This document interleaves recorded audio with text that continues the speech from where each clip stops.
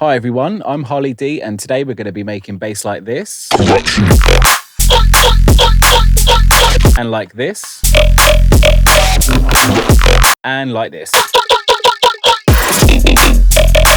Okay, so let's get straight into it. Yeah, so we're going to be going over the sort of like alien jump up bass sort of things. So yeah, I'm just going to play what I've got here.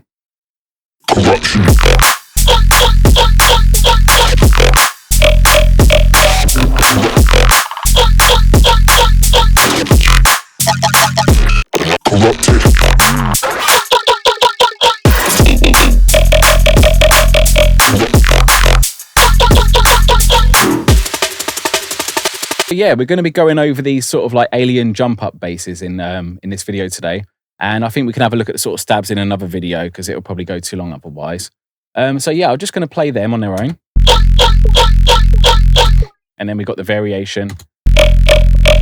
And we got some different movements in the latter part there.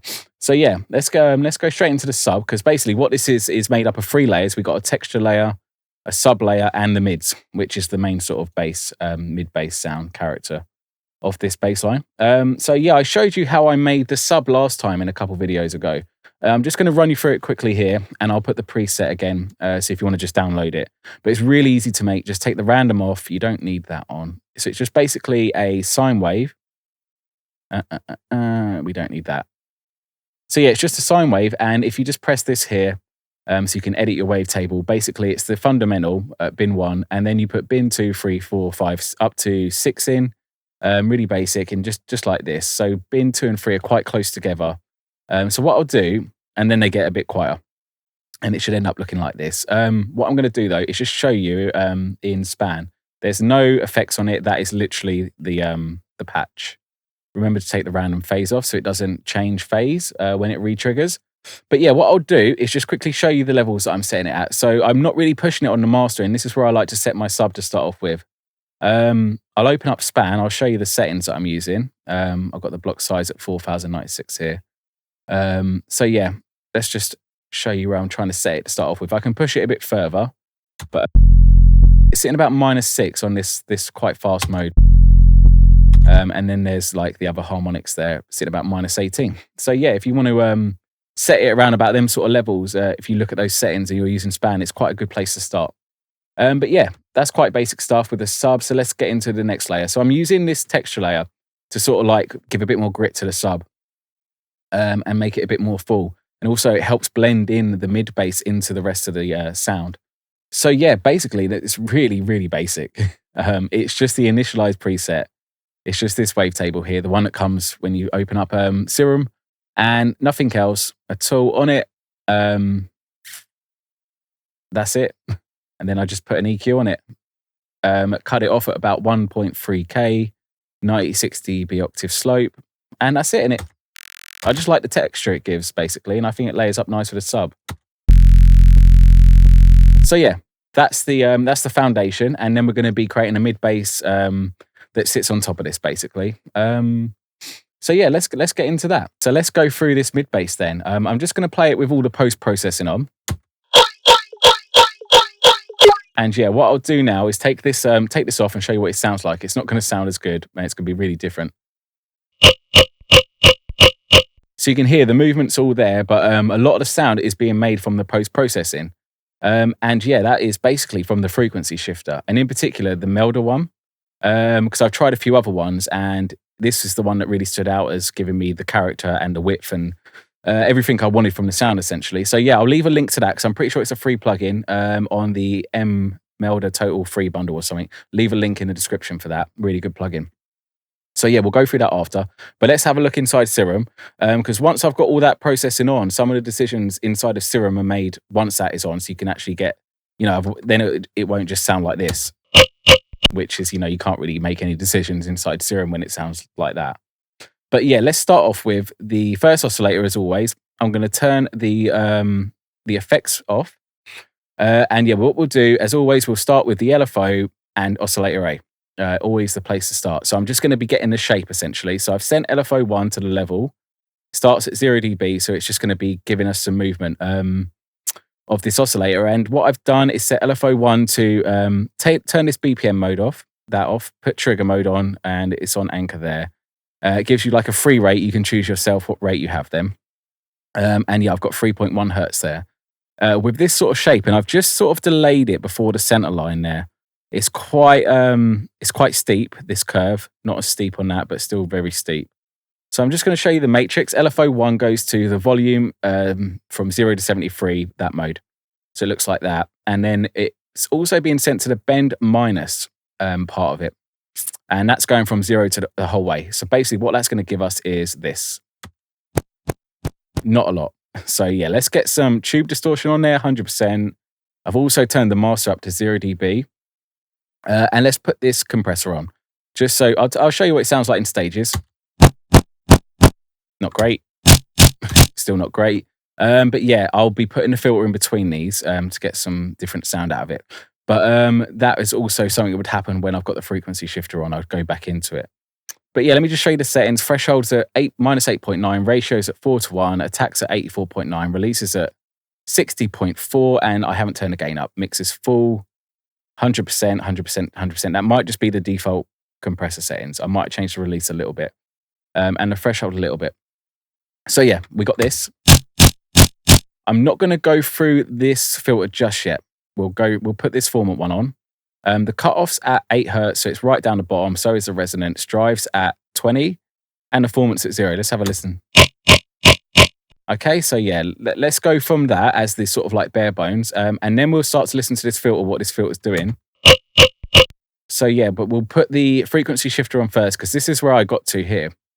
And then I knew I kind of wanted to use this effect to get my sound. So yeah, let's get into the post-processing, and then we're going to come back and look at that that other filter that goes before all that effects. Because that'll be pretty much the patch there. Oh yeah, the oscillator, by the way, is the Wraith wavetable, and that is in, I'm pretty sure it's in the digital. There we go, yeah. And the wavetable position is set to 170. Yeah, forgot to show you that. No envelope stuff, it's all normal. So yeah, let's have a look at this this frequency shifter, because a lot of the sound now is coming from that. And the reason, so what I've got is I've put the shifter 407 hertz. The dry wet's at 100%, whip's at 100. I'm pretty sure that's how it comes straight off as you load it up. Obviously, I've changed the shift. But yeah, the feedback and the delay gives a nice stereo width to this sound. But it keeps it mono compatible, but it gives it a nice little extra sort of like a delayed part to it. So it gives it like a 3D sense of space. So yeah, I really like that. I've got the feedback at 26.1 and the delay at 40 milliseconds. And I've tried the Valhalla frequency shifter sort of thing, a frequency echo. But it sounds really wide. This keeps a nice center stage. So yeah, I really recommend getting this plugin. This is the older version I've got here. But yeah, if you go on to Melda, like I said, I'll leave the link in the description. You can grab this plugin for free, I'm pretty sure. But yeah, just mess around with frequency shifters and see what you can get. But I really think this one works for this sound. So once we've got that on, I'm going to put the clipper at the end now, because this is how I work. I've just pushed the clipper by a dB to give it a bit more gain. So I'm going to put this filter on. I'm using it's on the flangs, the PHS 48 Plus.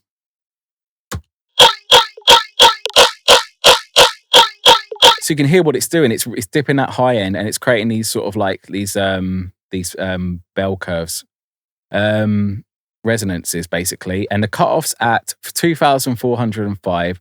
The resonance is at 81. The drive's at 4, and the mix is at 57. So I just basically experimented with this and just started moving it around until I started to get a nicer tone that was a bit easier on the ears in the top end. And it's creating a little bit more character. It's making it a bit more precise because it's dropping these frequencies here, like some of the low mids and the extreme top end, before it hits the tube and the compressor. So it'll just tame it a bit. So yeah, that's how I'm using this. And also now, if I move this cutoff, I can actually start to get, a different sound basically. So that's going to be good for when I start to experiment with some variations. So it's nice to have that. And obviously moving the rate too is going to get us new variations. But yeah, so that's pretty much how this sound's made. And like I said, it will layer up with this sub and the texture. But yeah, next up, what I'm going to be doing is just putting an EQ on it. This is to help it fit in the mix as well with my drums. But yeah, let me just show you the reason I'm going to go through why I did this EQ here. And I like to keep it between 3 dB usually. Like you can see my boost, where the sort of like the main frequency that's got the fundamental in it, which is going to give the sort of tone to the sound.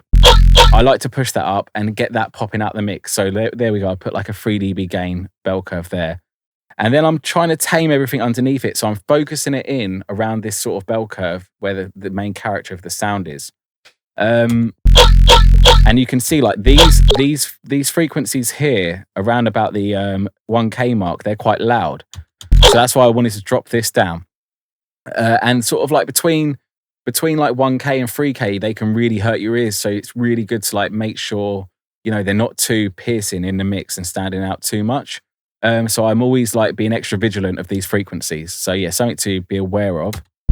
Your ears are more sensitive at these ranges. So yeah, you can see I've got like a really pokey frequency at like 3.5K. So I wanted to, really sculpt this out a bit more basically. And obviously around about 2K. I just found that was a good place to create some separation between that frequency at 3K and where the character is of the sound. I just like that, creating that little bit of separation there, and it helped things in my drums come through a bit nicer. That's why that's there. So it's sort of like a mix EQ as well as giving some nice separation to the sound. And then I'm just boosting the 8K range to give it a bit more fizzle. And that's why I've done this EQ here. And then obviously it's getting run into the clipper. That's going to be the last thing on the chain. And then basically I wanted to just give it a bit more width. So I like to use this plugin sparingly. It's basically the Infected Mushroom. I think it's by Infected Mushroom or Polyverse, one of the two. It's just called Wider. And yeah, I like to go in between 40 to 60%. And very rarely 100%, but yeah, it goes up to like 200. But yeah, it can sound weird. So like I said, sparingly, not on everything it works, but it does give a really wide sound to your sounds. But without losing, the mono compatibility, which is good. And what I've done, so I'm just going to go through the variation now, because that's pretty much how that bass is made up. I'm going to show you how I've made the variation. So let's start off with looking at the patch. As you can see, so I haven't put wider on this because I wanted to have contrast between that one and this one. So we've got this big wide one, and then it comes into this more narrow part, because if you just got stuff always being wide, then when the next wide thing comes in, you're not going to have as much width in your, perceive it to be as wide. So having this like contrast of wide, narrow gives a nice push-pull effect to the track. So yeah, that's why wide is not on here. So let's start off with frequency shifter. So I think we had it about 470 before. The delay was at 40. We've got it at 50 now, and the shift's at like 0.64. So I've changed this quite drastically. And then if we go into the plugin, Serum, I've changed it from bend minus to PWM, pulse width modulation, and that's not actually being moved by the LFO anymore. The rate's at 3.3 now, so it's a little bit faster. But yeah, the pulse width modulation sets at 24. The wavetable position is now at 90, so it creates this sort of shape here. So one thing I didn't go through is the Midi. I'm just going to show you their half bar notes, and the Midi is at F1. And you can see I'm dropping the octaves down of both oscillators by 1. So yeah, I'm pretty sure that's everything. The cutoff is at 20761 on the variation. So the cutoff was at 2405. So you can see I'm also just playing around with the cutoff on the on this one here. I've moved the cutoff up to get a bit of a different tone. Let me play that.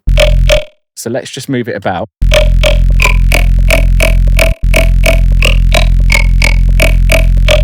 So you can see how this filter in between the distortion and the other filter can create a new sound in conjunction with the frequency shifter. So yeah, I'm pretty sure, the drive's at 4 on this one here. But what you can do is use this sort of technique, and you can get so many different variations and sounds and different movements with the rate down here and changing the shape, that you've got so many possibilities. So there's no point me giving away the preset for this, essentially, because it doesn't sound great. It's all to do with the little bit of post processing that I'm doing after, essentially, and how it's being used with these other filters. So yeah, I hope that's been something you can use in your sound design that's helpful, taking that forward. But yeah, in terms of the effects, it's exactly the same. I haven't messed with the formant filter, but let's just try it and see what we get. Yeah, I didn't like the change of this. Yeah, that's probably why you can see I've kept the formant filter, and I'm not using the formant filter to really sculpt the sound. It's just to create variation in the sound. It's just to get where I wanted to be originally at the start. All of the variation is coming from this filter here. So yeah, I think that's everything on how these are made. These mid basses, and obviously it comes together with the sub and that texture. What we have got over here, if I just play it over here, it's just a different rate, basically. That's a different frequency shift, that mid C. Just playing around with that. And then I've changed the rate to 5.4. So yeah, this is something to note, actually. When I changed the rate on mid A, the first one we've gone through, I've just called it mid A2 because it's a different rate. If I kept the shape looking like this here, with a faster rate, it sounds awful, basically. It doesn't come through. So yeah, the way that you can adjust this to make it still cut through how it was and have that sort of thickness to it instead of sounding thin is to create a bit more open part that's open in the level in this rate. I'll show you what I'm on about. Just in case you do this and it sounds awful when you try to get this variation. Let me play over here. I'll play this part here. So yeah, it would have originally been like this.